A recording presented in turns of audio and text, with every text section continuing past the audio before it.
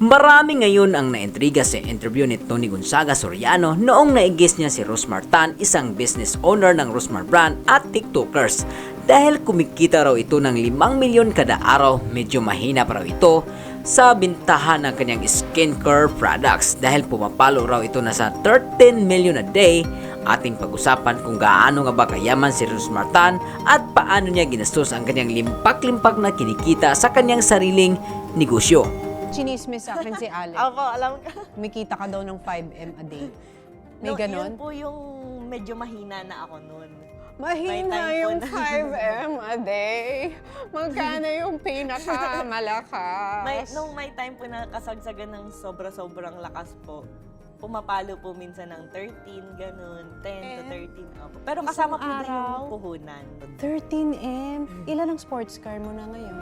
Bago narating ni Rosmar kung gaano siya kayaman ngayon, ay di biro ang kanyang pinagdaanan, kanyang naibahagi sa Tony Talks ni Tony Gonzaga na talagang mahilig na siya noon ng pagninegosyo bago niya narating ang pagiging super mayaman.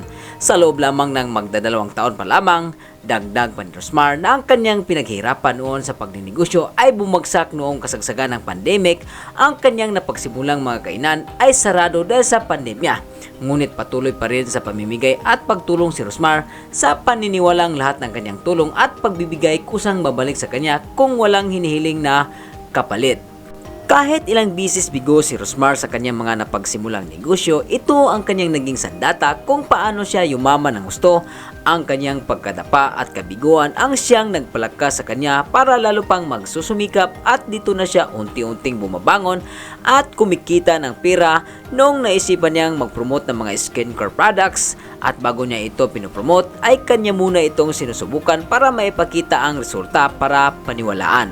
Mula noon ang kanyang kinikitang 200,000 a day, naging 13 milyon na siyang dahilan para mabago ang buhay ng gusto ni Rosmar. Maraming buhay rin ang nabago simula nang sumipa ng gusto ang Rosmar brand. Ayon pa kay Rosmar, may isa siyang kakilalang distributor ng kanyang product na hirap noong kumita ng kanyang first million. At dahil sa produkto niya, road to 5 million na umano ang kanyang kinikita kada araw. Saan naman kaya ginastos ni Rosmar ang kanyang limpak-limpak na salapi mula sa kanyang mga kinikita sa kanyang Rosmar brand?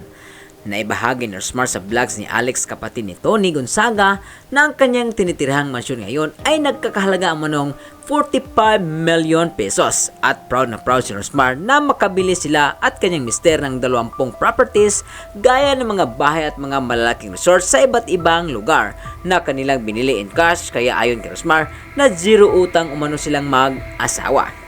Bukod sa mga ari-arian at properties, sandamakmak rin mga luxury cars at luxury motorcycle ang nabili rin nila in cash at talaga namang naglakyan umano ang mga auto dealers ang mga mata noong binili ito nila ng mag-asawa in total cash. Ilan sa mga nakaka-proud na binili ng sasakyan ni Rosmar gaya ng Ferrari, Lamborghini, Nissan GT-R, Porsche, Mustang at iba pa. Ilan ang sports car mo na ngayon? Ngayon po, meron po kami Ferrari, Lambo, GTR, Porsche. Ano nga ba yung mga sasakyan? Di po kasi ako Hindi na family. niya alam. Nawala na siya sa Ano ba dami yun? ng sports car. So Unang- pag binili mo yun, cash? Opo. Bali lahat po ng property po na binili po namin, mag-asawa, saka po mga sasakyan, cash po lahat. Wala po akong utang. Zero Walang utang. loan? Wala po. Yun Eh po di naloloka sila pag binayaran mo, pak! Cash. Yun po yung pinakang nakaka-proud po ako para sa sarili ko na Wala never. kang utang. Opo. Kung hindi ko kayang bilhin, hindi ko po bibilhin. Kaya naman matapos ito maibahagi ni Rosmar sa vlogs ni Tony, ilang netizens ang naintriga at mainit ngayon si Rosmar sa mata ng BIR.